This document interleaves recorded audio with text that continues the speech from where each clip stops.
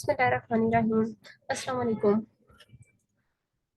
Today's lecture is based on from topic 243 to topic 252. Trying to cover it within the minimum time. Construct the queue. Johans model ने कुछ Q means question बीच में suggest किए। अब इसमें construct the Q what internal factors for influencing me, कि ऐसे कौन से इंटरनल फैक्टर्स हैं विद इन योर रिफ्लेक्शन कि जो आपको इन्फ्लुएंस कर रहे हैं। अब इसमें इसने एक पॉइंट ऐड किया था रिफ्लेक्सिविटी का, जो हम पहले हमने पढ़ी थी रिफ्लेक्टिविटी एंड रिफ्लेक्सिविटी। अब उसने बीच में पॉइंट है कि रिफ्लेक्सिविटी ऐड किया। अब इसका क्या मकसद था? इसका मकसद था to avoid the navel gazing. Navel gazing का मतलब है कि विदाउट हैविंग एनी पॉइंट आप उस पर सोच रहे हो, मतलब विदाउट हैविंग एनी ऑब्जेक्टिव आप उस पर कुछ ना कुछ सोचना शुरू कर दें, कुछ रिफ्लेक्शन शुरू कर दें। आपका ऑब्जेक्टिव होगा तो आप उस पर कुछ ना कुछ नजरसानी कर सकते हैं। तो दैट्स व्हाई रिफ्लेक्सिविटी अगर हम इसमें ऐड अप कर रहे हैं, it is for the purpose to avoid navel gazing along with looking in provide the reflective practitioner with opportunity for deep learning. उसके अलावा इसका मकसद है कि रिफ्लेक्टिव प्रैक्टिशनर को ये एक अपॉर्चुनिटी प्रोवाइड करता है for their deep understanding, deep learning and deep learning. Next, expectations from one self. अब इसमें कौन कौन से एक्सपेक्टेशंस आ सकती हैं? एक्सपेक्टेशंस फ्रॉम सेल्फ, जो हमने तीन चीज़ें ऊपर भी पढ़ी थी कि आप अपने आप से क्या एक्सपेक्ट कर रहे हैं, उसमें नेगेटिव एटीट्यूड्स क्या आपने ऑब्जर्व किए, और एक्सपेक्टेशन फ्रॉम अदर्स, आप दूसरों से क्या सजेशन ले रहे हैं, आप उसको किस पॉइंट ऑफ व्यू से देखते हैं। देन जोहस model writing reflexively and reflectively. आपको पहले इन दोनों का डिफरेंस पता हो, इनका मीनिंग पता हो, आपको इसके अंदर के सारे पॉइंट्स क्लियर हो जाएंगे। What does this reflexive and reflection means?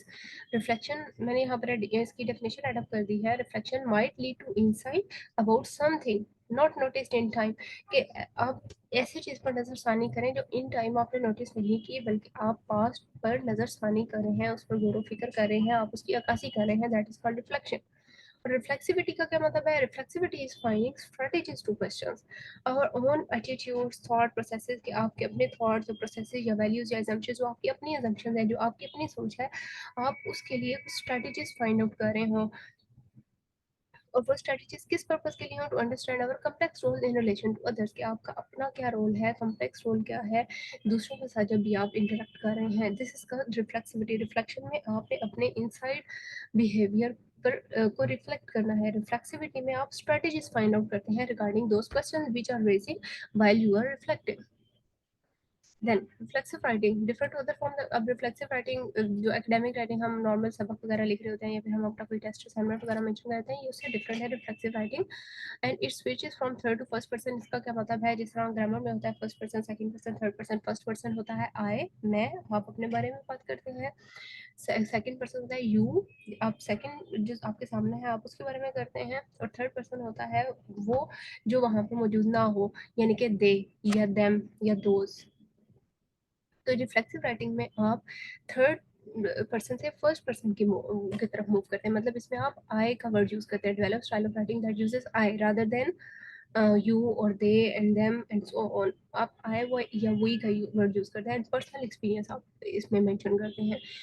It has a danger of being too personal. इसमें इस चीज़ का खतरा होता है कि आप बहुत ज़्यादा पर्सनल हो जाते हैं इसमें।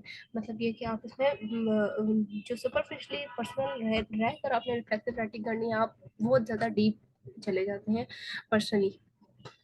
A personal response to immerse experience, immediate surface consideration होती है इसमें। इमीडिएटली बस सरफेस कंसिडरेशन आप इसमें फाइंड आउट कर रहे होते हैं। तो ये था reflexive writing. Then experiment with different modes of reflection. आपको इसका डेफिनेशन, इसका डिफरेंस जो है डेफिनेशन से क्लियर होगा, तब आपको अंदर के पॉइंट्स क्लियर होंगे। अब यहाँ पर models of reflection, it is still academic. जो रिफ्लेक्शन है ये एकेडमिक होती है writing. Reflexive writing was not academic writing. ये एमसीक्यू भी बन सकता है। And it begins from, it uses the phrasal I, to move from third to first person, ये भी एमसीक्यू हो सकता है। रिफ्लेक्शन क्या है? Experiment with different model of reflection. It is still academic. Reflection academic होती है। It is not a diary entry, blog और ईमेल टू अ फ्रेंड। ये कोई डायरी एंट्री या फिर ब्लॉग या ईमेल वगैरह नहीं है, बल्कि ये क्या होती है? Exploration of your own role in experience, का आपका अपना क्या रोल है, आप खुद क्या एक्सपीरियंस कर रहे हैं, आप अपनी जो प्रोफेशनल रूटीन है आप उसको कैसे रिफ्लेक्ट कर रहे हैं। This is the reflection. It is not simply a description of event. Reflection is the analysis of those events, के आप आपने कोई इवेंट हुआ आप उसको सिर्फ सिंपली डिस्क्राइब नहीं करेंगे, बल्कि आपने उसका एनालिसिस करना, आपने उससे जायजा लेना है, उसको वैल्यूएट करना है, उससे पॉसिबल सॉल्यूशन जनरेट करना है। This is the reflection. Reflection is not only the description of any event. ठीक है, दिस वाज ऑल। ये आगे इसके आसान से पॉइंट्स हैं जो आप लोग पहले भी करते रहे हैं रिफ्लेक्शन का। Then describing the stages of structure reflection. Structure reflection की स्टेजेस, ये आप लोग पहले भी 5 स्टेजेस इसकी पढ़ चुके हैं। यहाँ पर फर्दर जस्ट उसकी फर्दर एलेबोरेट किया हुआ है, उसको एक्सप्लेन किया हुआ है। तो इतनी डीप अंडरस्टैंड के लिए आपको ये पूरे पूरे पैराग्राफ पढ़ने की ज़रूरत है? अगर ना भी पढ़ें, दैट्स ऑल। आप जस्ट ये पॉइंट्स आपको पता हो जो आपने ऊपर भी पढ़ चुके हैं, यहाँ पर मैंने अगेन इसके ऐड अप कर दिए हैं। आपको ये पॉइंट्स पता है, आप इसको सेल्फ एक्सप्लेन कर सकते हैं, आप अपनी वर्डिंग में इसको एक्सप्लेन कर सकते हैं। नंबर 1, स्ट्रक्चर रिफ्लेक्शन की stage is description of the experience, कि आपने जो प्रॉब्लम एनकाउंटर की है उसको डिस्क्राइब किया। Then what are your feeling and thoughts about that experience. Then आपने उसको वैल्यूएट करना है एक्सपीरियंस को, both in bad aspects as well as good aspects. Then analysis आपने उसका करना to make sense of the situation, कि आपने उसकी सेंस बनाने के लिए आपने उसका जायजा लिया, उसको एनालाइज करेंगे आप। देन आपने उससे क्या एक्सट्रैक्ट किया, आपने उससे क्या लर्न किया, conclude करेंगे about what you learned and what you could have done differently. तो these were the 5 stages of structured reflection. तो इसके अंदर यही वाली फर्दर बहुत ज़्यादा एक्सप्लेन करके बताया हुआ है। इतनी ज़्यादा डीप एक्सप्लेनेशन में आप बेशक मत जाएं, जस्ट आपको इसके मीनिंग पता हो और आप उसको सेल्फ एक्सप्लेन कर सकें। आप उसको अगर कंप्लीट करके आप पढ़ते हैं तो इससे बस आप उसको फर्दर एक्सप्लेनेशन या एलेबोरेशन ऐसे फॉर्म में लिखने के काबिल हो जाएंगे। कंक्लूजन के बाद action planning. Action planning, this is where the reflective practitioner is taking the next step from the reflection process, or in other words, they have made decisions. आप रिफ्लेक्शन की बेस पर, कंक्लूजन की base पर आपने decision लेने हैं कि आप इन फ्यूचर क्या क्या स्ट्रेटजीज अप्लाई करेंगे to improve your learning as well as your students learning. इसके आगे ये फर्दर वही सारी एक्सप्लेनेशन है, मैंने कट कर दिया है, कोई खास ज़रूरी नहीं है। This is all, this one, ये सारी वही उसकी एग्जैजरेशन ऑफ दोस स्टेजेस है। देयर इज टॉपिक 250, इसमें से ये एक पॉइंट मुझे नजर आता है, reflex of writing is very different to academic, के reflexive writing is different from academic writing. ये ऊपर आप पढ़ चुके हैं। Because it uses the first person form of grammar rather than the third person, इसमें first person of grammar use होती है थर्ड पर्सन के बजाय। And this means reflexive writing leads the reflective practitioner to write to using a style based on I phrases, इसमें आई phrases का style use किया जाता है। तो ये एमसीक्यू के लिए इंपॉर्टेंट, दैट्स व्हाई मैंने अंडरलाइन कर दिया। और ये पहले तो इसको डिफाइन कर चुके हैं। Next going towards an introduction, taking reflective practice forward, कि आप रिफ्लेक्टिव प्रैक्टिस को का वे फॉरवर्ड क्या बताते हैं, आप इसको फॉरवर्ड कैसे लेकर जाएंगे, आप इसको इन फ्यूचर कैसे यूज करेंगे। रिफ्लेक्शन इन्वेस्टिगेट्स, अगेन यहाँ पर डिफाइन किया हुआ है रिफ्लेक्शन को, इट इन्वेस्टिगेट्स पेडागोजी, पेडागोजी मदरसे को बोलते हैं, and the content of teaching in a conscious ongoing review and evaluation of theory policy and practice. अब इसके डिफरेंट लेवल आइडेंटिफाई हुए हैं, उनमें क्या है? Technical level, contextual level and critical deep thinking level है। टेक्निकल लेवल में it focus on teaching strategies, technical से ये टेक्निकल पॉइंट्स को हाईलाइट करेगी, टीचिंग स्ट्रेटजीज के साथ डील करते हैं, that how to teach vocabulary, कि वोकैबुलरी को कैसे टीच करना है आपने। Then contextual, it relates the problem and the teacher actions, ये एक रिलेशनशिप कॉन्टेक्स्ट, जिस कॉन्टेक्स्ट में टीचर है, प्रॉब्लम एनकाउंटर हो रहा है, उन दोनों का अपना क्या रिलेशनशिप क्रिएट हो रहा है, that is contextual level. Then critical या डीप थिंकिंग लेवल है, जिसमें seeking to get at the heart of practice while taking account of contextual and technical factor. अब टेक्निकल और कॉन्टेक्चुअल फैक्टर्स की बेस पर आपने जो हार्ट ऑफ प्रैक्टिस है उसको आइडेंटिफाई किया, क्रिटिकली उसको डीप थिंकिंग की, उसको आपने बी से एक्सट्रैक्ट करेंगे actual problem and finally going towards a solution. This was all in topic 251.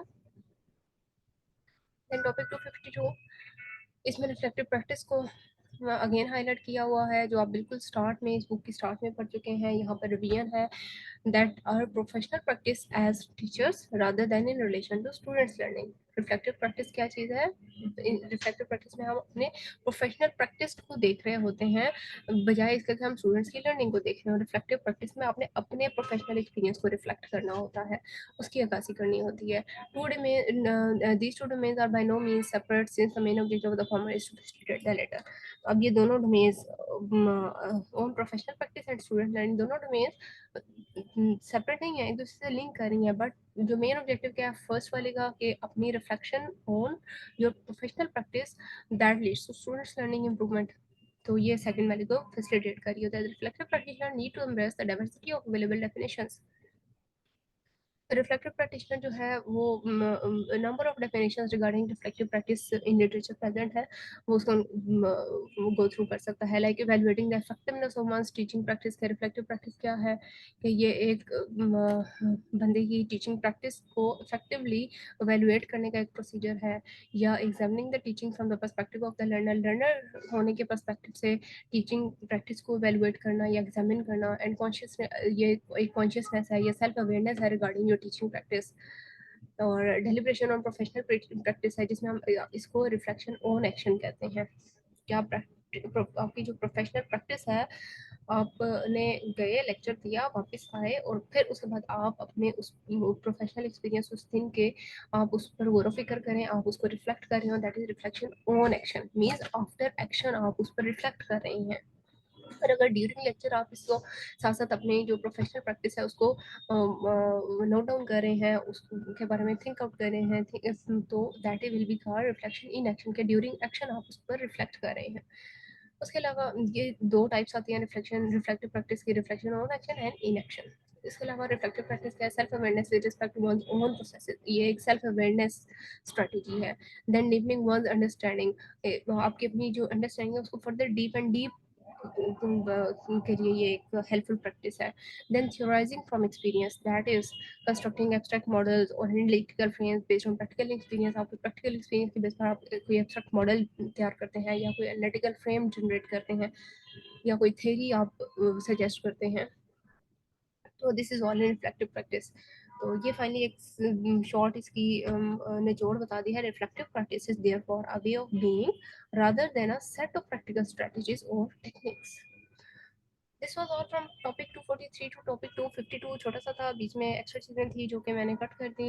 Hope so आपको अच्छा लगा होगा लेक्चर। अच्छा लगे तो लाइक करें, कमेंट करें, शेयर करें, और रिक्वेस्ट है प्लीज़ मेरे चैनल को ज़रूर सब्सक्राइब करें, आगे फर्दर शेयर करें जो एजुकेशन के स्टूडेंट्स हैं खासतौर पर उनको, ताकि उनके लिए भी हेल्पफुल हो। तो hope you for the best. मिलती हूँ आपको नेक्स्ट सेक्शन में, तब तक के लिए अल्लाह हाफिज़। Thank you.